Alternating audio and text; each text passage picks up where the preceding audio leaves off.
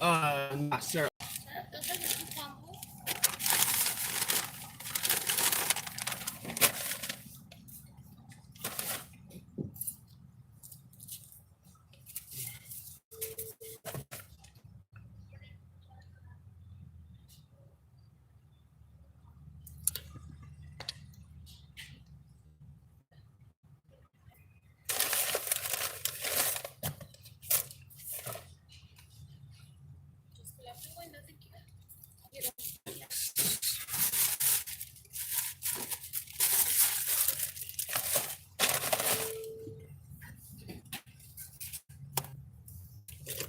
What's up?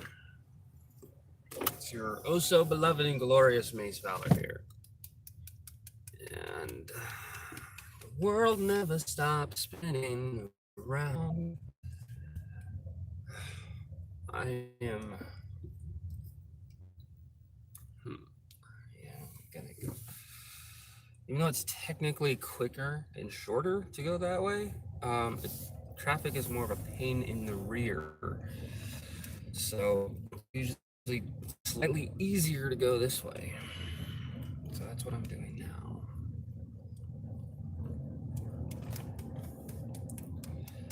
I'm passing by Showgrow, which is the local dispenser for marijuana products.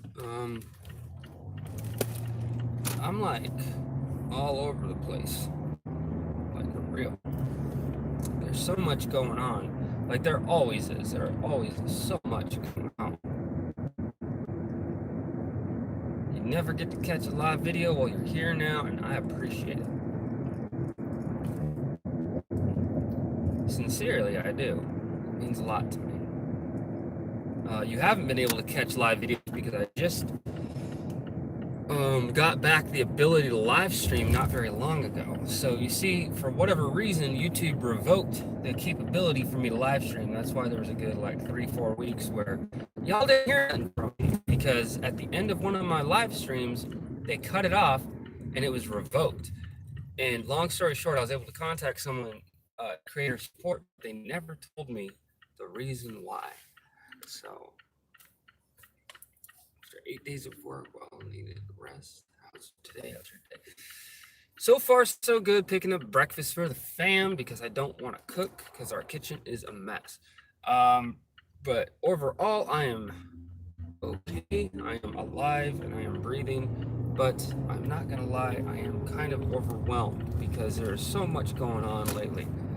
The biggest issue, and that is, because here's the thing, man. I acknowledge the fact that life is good. I, take it, I breathe, I keep on trucking. But it doesn't like hide the fact that there's some things that are complicated. So for example, getting a new vehicle, not replacing this one necessarily, just getting one for myself. I don't have to drive the girlfriend's whip anymore. So good for all parties involved. Well, long story short, finding a vehicle is a challenge in of its own, but I should be able to find one within the next 2 weeks. I don't want to like just go out and get the first thing I see. I've done that in the past and it's bitten me in the ass. It's like, no, I want to get something that fits all the criteria for my price range. I'm not looking for the Ritz. I'm not looking for something that's like, oh my God, it's so wonderful and fancy. I'm just looking for something from A to B, something that'll last me at least a year, so long as it's minimally maintained at that point. So I'm just trying to fit something that really fits within a realistic budget for me. Given said that,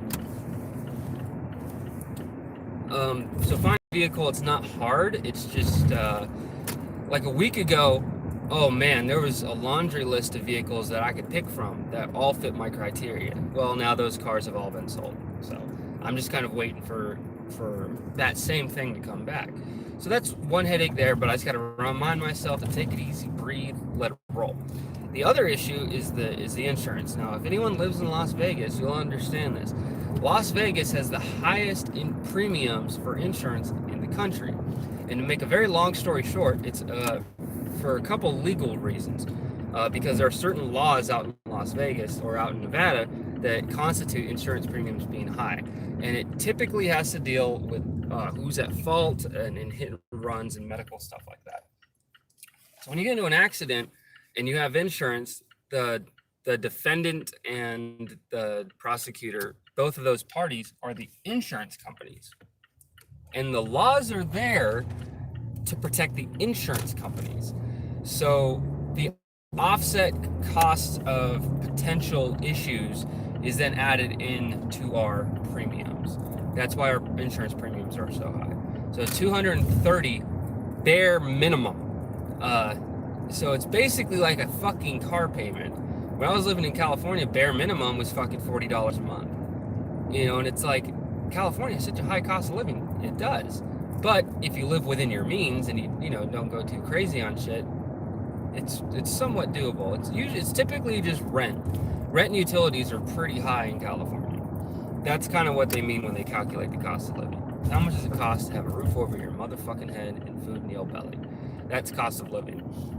Things like insurance stuff, that's not considered a right. It's considered a privilege, being able to drive a vehicle. Anyway, I'm getting into a very weird territory with this. But anyway, so the issue that I'm having now is I have to find a car.